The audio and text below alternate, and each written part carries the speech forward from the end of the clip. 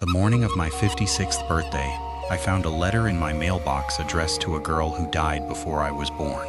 The envelope was yellowed, the handwriting faded, the stamp so old it had lost its adhesive. But the address was my address.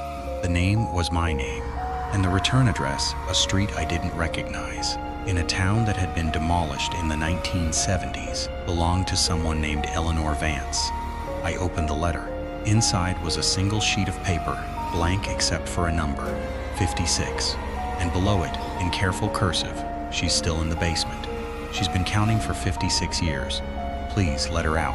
I don't know anyone named Eleanor Vance. I've lived in this house for 23 years. I know every corner, every closet, every locked door. There is no basement. This is a ranch house, built on a concrete slab. No stairs going down, no rooms beneath the ground. But that afternoon, while I was making tea, I heard a sound from under the kitchen floor. A soft, rhythmic thumping, like someone knocking, like someone counting 1, 2, 3. My name is Richard. I'm a retired mailman.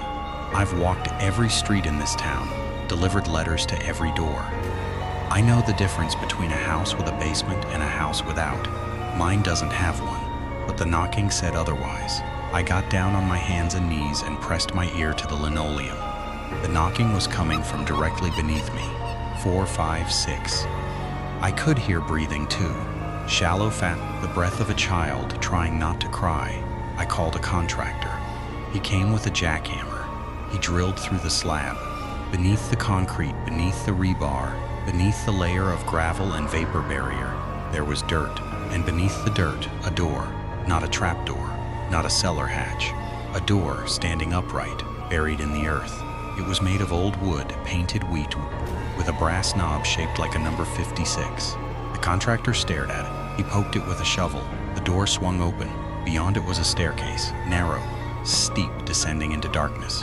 The steps were stone, worn smooth, and they glowed faintly. A soft, amber light that seemed to come from the stone itself. I counted the steps I could see. 1, 2, 3. The rest vanished into shadow. The contractor quit. He packed up his jackhammer and his truck, and he left. He didn't say goodbye. He didn't ask for payment. I stood alone in my kitchen, staring into a hole in my floor, watching a staircase that shouldn't exist. I should have filled the hole. I should have poured new concrete and pretended I'd never seen the door. But the knocking continued, the counting continued, and on the third night I went down. The stairs were cold, the air was thick and smelled of old paper and something sweet, honey maybe, or dried lavender. I counted as I descended, 4, 5, 6. The walls were close, brushing my shoulders, 7, 8, 9. They were covered in drawings, stick figures, a house, a tree, a little girl with pigtails, and numbers, 56 over and over in every color, every stage of fading, 10, 11, 12. The stairs began to turn, spiraling down like a corkscrew, 13, 14, 15. The air grew warmer, the smell of honey grew stronger, 16, 17, 18. I could hear a voice, soft, rhythmic, counting along with me, 19, 20, 21. The voice was a child's, high and thin, but there was something underneath. A weariness, a patience that had curdled into despair. 22, 23, 24. I reached a landing. The stairs continued, but to my left, there was a doorway. No door, just an archway, and beyond it, a room, a small room, maybe 10 feet by 10 feet, with walls made entirely of mirrors. Hundreds of mirrors, all different shapes and sizes, all reflecting the same thing. A little girl in a white dress, sitting on a wooden stool in the center of the room. She was holding a piece of chalk and drawing on the floor. Numbers, 56, in a circle around her. She looked up when I entered. Her eyes were dark, bottomless. Her face was the face of a 6-year-old, but her expression was ancient. She didn't smile. She didn't cry. She just stared at me and said, "You're 56, that's the number. 56 years old. 56 steps from the kitchen to the basement. I've been waiting for someone who was born the same year I died."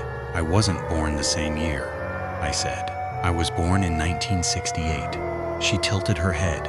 "You were born the year after, but your house was built on top of mine. My room, my well, my grave. When they poured the concrete, they buried me. They didn't know. They couldn't hear me knocking. But you can. You're 56. The same age my mother would be if she were still alive. The same number as the steps I took the day I fell. She stood up. The chalk fell to the floor and shattered. I was counting the steps from my kitchen to the root cellar, she said. 56 steps. I was helping my mother bring up jars of jam. I got to 55 and the stairs broke. The wood was rotten. I fell through. I landed here. In this room. The door closed behind me. I've been trapped for 56 years. My mother is gone. My house is gone. The town is gone. But the room is still here, and the counting never stops. What do you need me to do? Climb with me. Count with me. And when we get to 56, you say it first. Then I can say it. Then the door will open, and I can leave. Leave to where? She pointed at the ceiling. Through the mirrors, through the dirt, an altar could seek a light, faint, golden, pulsing like a heartbeat. Up there, the root cellar, my mother's kitchen. She's not there anymore, but the door is, and if I open it, I can finally stop counting. I looked at the light. I thought about my own mother, who died when I was 40. I thought about the things we leave behind, the rooms we seal shut, the numbers we never say. I took the girl's hand, so cold. We climbed 1, 2, 3. The stairs were steeper than I remembered. The stones were slick. 4, 5, 6. The girl climbed beside me, her white dress brushing against the walls. She was light, weightless almost, like climbing with a shadow. 7, 8, 9. The walls began to whisper. Voices, hundreds of them, counting along with us. The other children, the ones who had fallen through other floors, other wells, other frozen ponds. They were climbing too, in their own darkness, hoping that if we reached 56, their numbers would be finished too. 10, 11, 12. The girl started to change. She grew heavier. Her hand grew larger. She was aging faster than before. 13, 14, 15. She was a teenager. Her white dress stretched into a gown. 16, 17, 18. She was a young woman, her brown hair falling loose. 19, 20, 21. She was my age, 56. Her face was lined, her eyes were tired, but her grip was firm. 22, 23, 24. She was older than me now. Gray hair, wrinkles. Her breath was a whisper. 25, 26, 27. We climbed faster. The light grew brighter. I could see the rim of the hole, the kitchen floor, the jackhammer leaning against the wall. 28, 29, 30, 30. Fragile. Her hand was a bird's bone in mine. 31, 32, 33. She started to cry. Silent tears that left tracks on her weathered cheeks. I'm so tired, she whispered. I've been falling for so long. 34, 35, 36. I pulled her up. I lifted her. I carried her the way you'd carry a child, or a grandmother, or a promise you couldn't break. 37, 38, 39. The rim was close. I could see the linoleum. I could see the refrigerator. I could see the back door of my own kitchen. 40, 41, 42. The girl in my arms was light again. She was a child again. Her white dress was bright. Her pigtails were neat. Her eyes were full of tears, but she was smiling. 43, 44, 45. I reached the rim. I lifted her over the edge. She stood on the kitchen floor, blinking in the fluorescent light. She looked around, at the stove, the sink, the table where I eat my breakfast, and she started to laugh. A real laugh, the laugh of a child who hasn't laughed in 56 years. 46, 47, 48. She turned to look at me. Say it, she said. Say the last number, then I can go. 49, 50, 51. I opened my mouth. The number was there on my tongue and my throat, rising like a flood. 52, 53, 54, 55. 56, I said. The hole in my kitchen floor sealed itself. Not slowly, not with dirt and stone, just closed. The linoleum smoothed over. The concrete reformed. The jackhammer disappeared, and the girl was gone. I stood in my kitchen for a long time, staring at the floor. There was no sign that anything had ever been there. No crack, no stain, no memory. That was a month ago. I'm 56 now. I'll be 57 soon. I don't hear knocking anymore. I don't hear counting. But sometimes, late at night, I feel something. A warmth in the floorboards. A pulse like a heartbeat, coming from beneath the slab. And I know that the girl made it out. I know that she's free. But I also know that the room isn't empty. Last night, I found a key on my nightstand.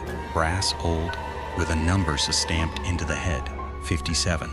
I don't know where it came from. I don't know what door it opens. But I know that next year, on my 57th birthday, I'm going to find out. Because the counting never stops. It just changes numbers. And somewhere in a basement or a well or a root cellar, another child is waiting. Another door is opening. Another number is rising in my throat, like a prayer. I'm 56 years old. I have maybe 30 good years left.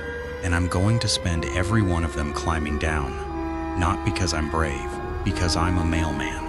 I deliver things, and there are so many letters that never reach their destination. Tonight, I'm going to put the new key on my nightstand. I'm going to sleep with the lights on, and at 3:56 a.m., I'm going to listen for a child's voice, for a whispered number, for the sound of a door opening in the dark. 1, 2, 3. I'm ready.